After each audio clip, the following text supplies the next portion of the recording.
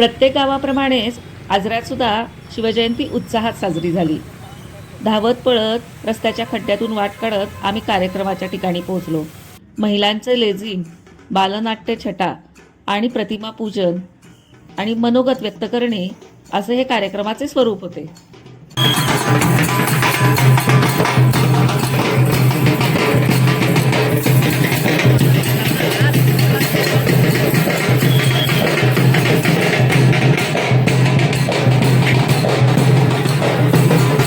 हलगी वाजायला लागली आणि पाय थिरकले नाहीत असं सापडणं तर दुर्मिळच।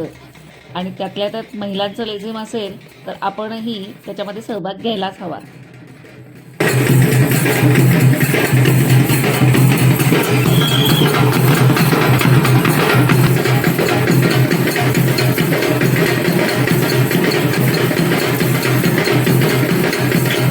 त्यानंतर आजऱ्यातील बालकलाकारांनी हिरकणी आणि शिवाकाशी यांच्या संदर्भातील काही नाट्यछटा स्पर्धा अतिशय उत्कृष्टपणे सादर केल्या।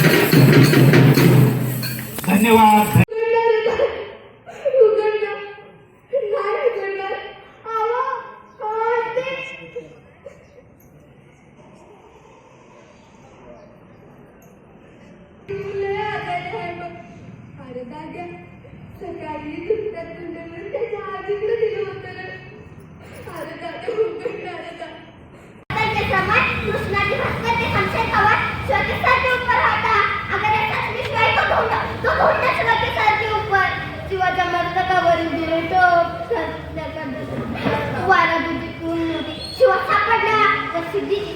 शिवाच्या गर्दीने वळाली आणि सिद्धी विचारत झाला, मरण्याच्या आखरी बाण पुसतो सत्पथा तू हे शिवाजी तर शिवाकडे जा।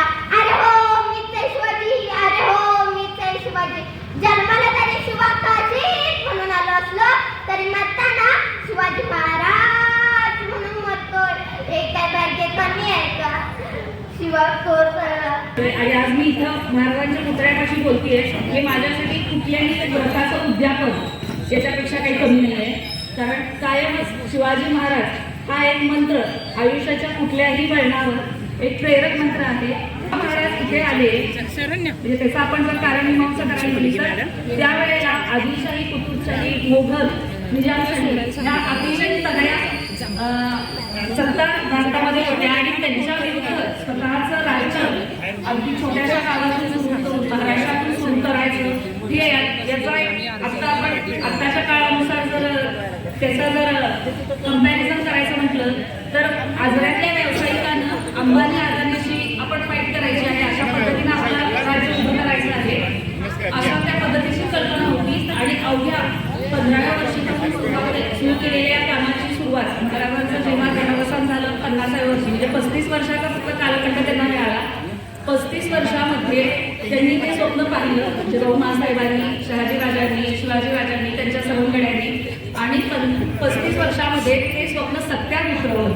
आणि असं काय कारण आहे की आजही महाराष्ट्रातल्या कुठल्याही गावामध्ये शिवजयंतीला कुणीही न बोलवता स्वतःच्या इच्छेनं, स्वतःच्या उर्मीनं लोक शिवजयंती साजरी करतात। याचं मूळ त्यांच्या मला वाटतं की स्वराज्याच्या संकल्पनेमध्ये आहे। आणि शिवाजी महाराज ही डोक्यावर घेऊन नाचण्याची गोष्ट नाही तर ती डोक्यात घेण्याची गोष्ट आहे। शिवाजी महाराजांचं राज्य जगातल्या 5 मोठ्या आतापर्यंत जगामध्ये आतापर्यंत होऊन गेलेल्या अतिशय ग्रेट रूलर्स आपण म्हणतो त्यापैकी शिवाजी महाराज होते। पण एकमेव असा राजा आहे की ज्यांनी कुठल्याही दगाफटक्याशिवाय स्वतःचं राज्य निर्माण केलं। त्यांचं राज्य वंश परंपरागत नव्हतं। शहाजी राजांसारख्या जागीरदाराचा तो एक मुलगा होता, त्यांनी स्वतःचं राज्य स्वतः निर्माण केलं। हा एक महत्त्वाचा क्रायटेरिया ते पूर्ण करतात। ते जेव्हा निवडले तेव्हाही ते अभिषिक्त राजे होते, हा दुसरा क्रायटेरिया। मला वाटते जगातला कुठलाही राजा या क्रायटेरियावर पुरा पडत नाही। शिवाजी राजांनी जे मोठं स्वप्न पाहिलं त्यातलं महत्त्वाचं त्यांना मदतीला आला तो गनिमी गावात। त्यांना माहिती होतं की आपण ज्यांच्या विरुद्ध युद्ध करणार आहोत ते दीर्घकालीन असणार आहे, परंतु आपली जी ताकद जर पुरणार नाहीये त्यांच्या विरुद्ध, आपल्याला हार तर म्हणायची नाही, आपलं सत्यात उतरवायचं आहे तर ते गनिमी काव्यानेच करायचं आहे। त्यामुळे इथल्या भौगोलिक परिस्थितीचा विचार करून महाराष्ट्राच्या भूगोलाचा त्यांनी इतका उत्तम पद्धतीने वापर केला की असं म्हटलं जातं की जेव्हा शत्रूला तुम्ही तुमच्या भूमीमध्ये बोलवता, तुम्ही तुमच्या भूमीची तुम्हाला चांगली माहिती असते, त्यामुळे तुम्ही त्याच्या विरुद्ध जास्त चांगलं युद्ध करू शकता.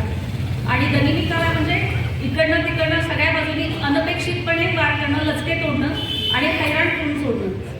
समोरच्या शत्रूला अंदाज सुद्धा येता कामा नये की हा शत्रू हा माझ्या विरुद्धचा प्रतिस्पर्धी कुठून वार करणार आहे, कधी वार करणार आहे आणि तो हैराण होऊन जाईल. ना संख्याबळाच्या बाबतीत ना अर्थशास्त्राच्या बाबतीत शिवाजी महाराज त्या परकीय सत्तांना कुठेही पुढे पडत नव्हते, परंतु गनिमी काळानं त्यांनी आपलं राज्य अस्तित्वात आणलं होतं. दुसरं फार महत्त्वाची गोष्ट अशी आहे की स्वराज्य म्हणजे काय. स्वराज्यावर चालून आलेला कुठलाही माणूस कुठल्याही जाती धर्माचा असू दे, शिवाजी राजांचा तो शत्रू होता, कारण तो स्वराज्याचा शत्रू होता. तो कुठल्याही जाती धर्माचा असलेला असू दे. अफजल खानाविरुद्ध जर त्यांनी अफजल खानाचा वध हे खरं तर उत्तम स्ट्रॅटेजिक लक्षण असतं. जेव्हा आपण म्हणतो पहिलं आंतरराष्ट्रीय खणखणीत यश शिवाजी महाराजांचं अफजल आतापर्यंत असंख्य युद्ध जिंकलेली होती आणि त्या माणसाला त्यापेक्षा अतिशय बलाढ्य होता शरीराच्या बाबतीत आणि सैन्यदलाच्या बाबतीत त्याला इकडे आणायचं. 1 लाखाची फौज घेऊन अफजल खान इथे आला.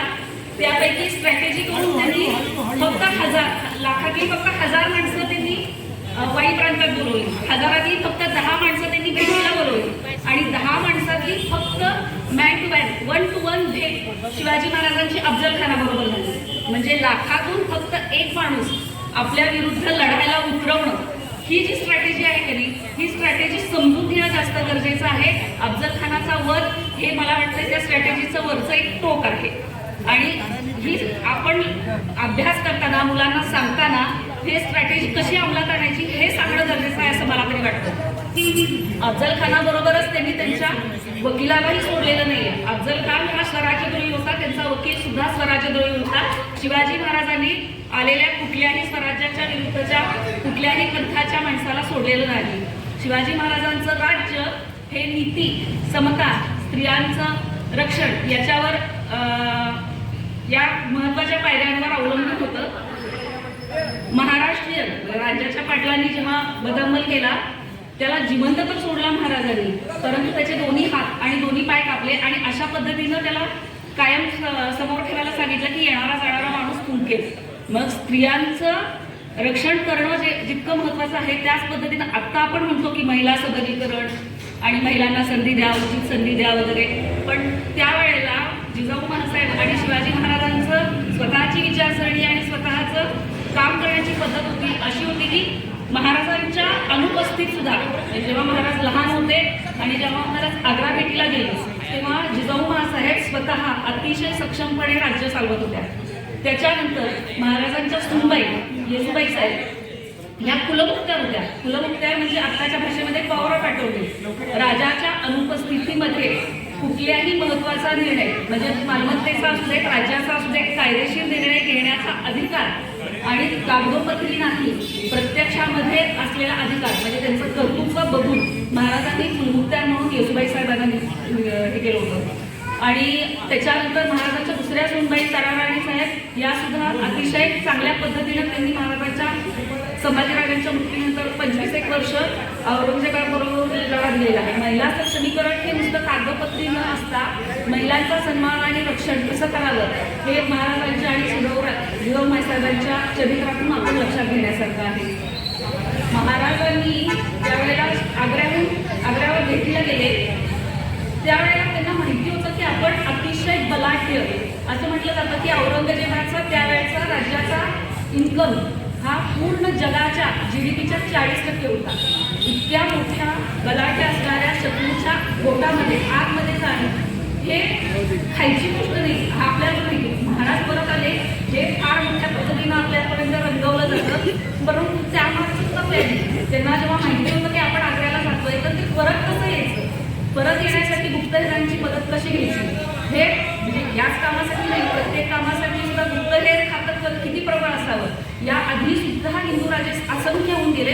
पण हा एकमेव राजा का आहे की तो आजही लोकांना आपला राजा वाटतो, कारण या आधीच्या राजे जेव्हा हिंदू राजे स्वतः मरण पावले त्यांची राज्य लयाला गेली. या एकमेव राजाचं राज्य लोकांनी स्वतः वाटलं की हे माझं राज्य आहे, हे मला राखलं पाहिजे, म्हणून या राजाचं राज्य आपण आजही सन्मानानं आणि आपलं माझा राजा म्हणून आपण मिरवतो. ज्या वेळेला महाराज आग्र्याहून परत गेले तेव्हा ते डायरेक्ट न येता पहिल्यांदा औरंगजेबाला कळलं की महाराज सुटले. महाराजांना माहिती होतं की आता ते मला शोधत येणार आहे सैन्य. ते पहिल्यांदा विरुद्ध बाजूला गेले, आणखी उत्तरेला गेले आणि मग फिरत आले.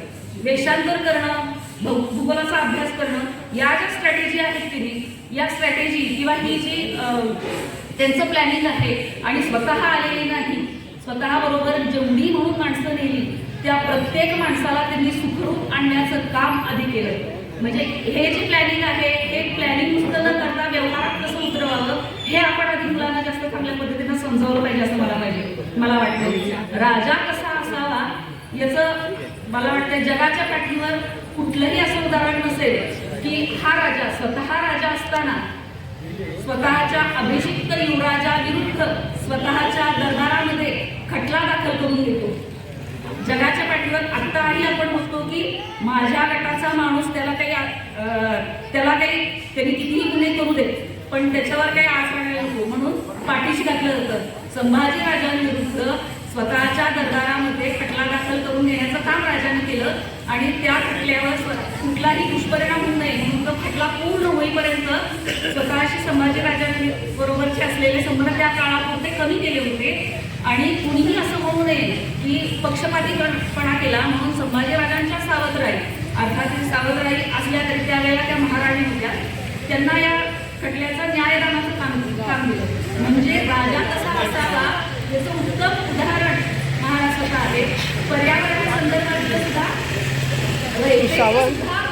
जो राजा कुठलीही गोष्ट स्वतः कशीही घेऊ शकतो. सैन्यावस्था असे आदेश आहेत की योग्य मोबदला दिल्याशिवाय रयतेचा कुठलाही माल घेऊ नये. तर मग तुम्ही इतक्या न्यायदानाने करताय काम तर मग सैन्याला रयतेला वाटणारच आहे की हे माझं काम आहे, माझं राज्य आहे. त्यामुळं अशा पद्धतीनं ज्या आणि दूरदृष्टीचं म्हणायचं तर जगातला पहिला असं म्हटलं जातं की भारताचा हा एकमेव राज्य होता की त्यावेळेला प्रस्थापित सत्ता असून सुद्धा स्वतःचं आभार उभारण्याची स्वतःची संकल्पना त्यांनी अस्तित्वात आणली. महाराजांना त्यामुळं महाराजांचा आजही महाराष्ट्राच्या कुठल्याही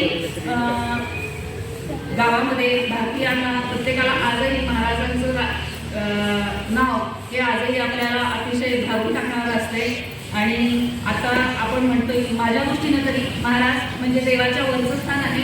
त्यांची नुसती आरती करू नका, खरं तर करूच नका.